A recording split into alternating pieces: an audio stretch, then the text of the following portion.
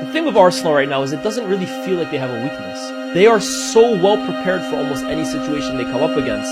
At the moment, the biggest question on everyone's lips is how do you beat them?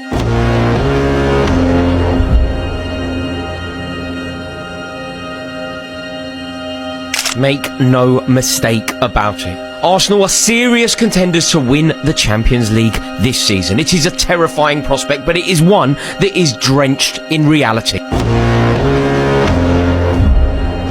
We can sit here and we can overanalyze Arteta's tactics. Should Calafield be playing in this role, or should this player be starting? Is this player good enough? To keep it blunt, these boys can play football. They're unbelievable at pressing high. The two centre-backs and the goalkeeper are unbelievable at keeping clean sheets. They're unbelievable at defending set pieces, unbelievable at attacking set pieces. If you go there and you try and play them, they can play you off the park. Arsenal are the most dominant team in the league by a mile. Every block, every challenge, every duel, there's conviction behind it. This version of Arsenal doesn't let you bully them. They bully you. Mikel Arteta has built one of the strongest squads in the world that can go to war with anybody. My childhood and teenage years, my football club was the laughingstock of the league. Let me take you back to the Wenger days, after the Invincibles. My word, we played some of the most beautiful football. After Pep Guardiola's tiki-taka at Barcelona, we were the second best thing. Graham Souness called our team a bunch of sons-in-law. And honestly, at the time, he wasn't wrong for it. When we played against the big teams, we would get our ass handed to us. 6-0 against Chelsea. 8-2 against United, 10-2 on aggregate against Bayern Munich. Belt to ass. We were hopeless. It's like grown men playing against boys. Growing up, Arsenal was always good going forward. The likes of Alexis, the likes of Van Persie, the likes of Aubameyang, Lacazette, Theo. But defensively, we were shocking. At points, pathetic. Mustafi ruined my childhood.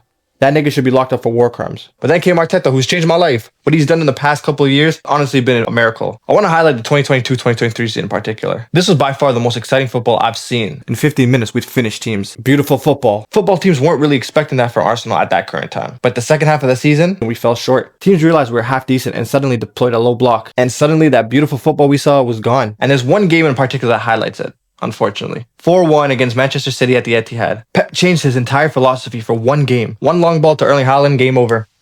We couldn't handle it, and the title was gone. That game, Arteta looked at himself in the mirror and deployed a much defensive approach to football. Some call it boring, but if it ends up with a Premier League title, can you really complain? Every team applies a low block when they play against Arsenal. Arsenal's a very good footballing side. If you give them space, you'll pay for it. Arteta and his staff have found a loophole to beat a low block, which is set pieces. I've never seen a team so good at set pieces. Every time we get a set piece, we're celebrating like it's a penalty. I've seen niggas call Gabriel as Blake Griffin because he's a dog in the paint, bro. We're doing NFL tactics in the penalties box, and it works week in, week out. And as long as you have Saka and Rice giving those incredible deliveries, which we need to talk about how they get it perfect almost 10 out of 10 times, how do you stop it? Genuinely, how do you stop it? And guess what? Arsenal does get criticized for set pieces. But guess what? It's a part of the game. If you're able to maximize a very important part of the game, why is it such a bad thing? It's like NBA players being incredibly good at free throws. You don't want to foul Shea or James Harden because you know it's easy free buckets. And because of Arsenal's incredible defense, all they need is one set piece opportunity.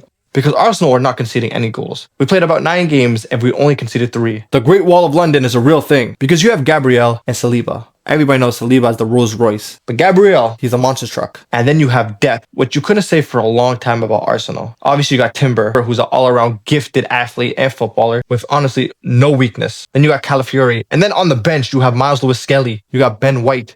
You got Mascara. Every position Arsenal have squad depth. This is the first season where Arsenal has extreme quality on the bench. The likes of Ethan Nwaneri, the likes of Marino, the likes of Nani Madueke, the likes of Trossard, Martinelli, Kai Havertz. What made City such a powerhouse for so long was their squad depth. They were so dominant because every competition, every game, they had quality off the bench. If Sterling, Sané, and Aguero had an off game, guess who they brought off? They had Mahrez, Foden, Jesus to come off the bench. Arsenal is the best team in the league because of control. I think Arsenal controls the game better than anybody right now, especially in midfield. That double pairing of Zubimendi and Declan Rice complement each other so well. Zubimendi obviously being the technically gifted Spanish player that can change the tempo of the game, that can pass through the lines very well, technically gifted.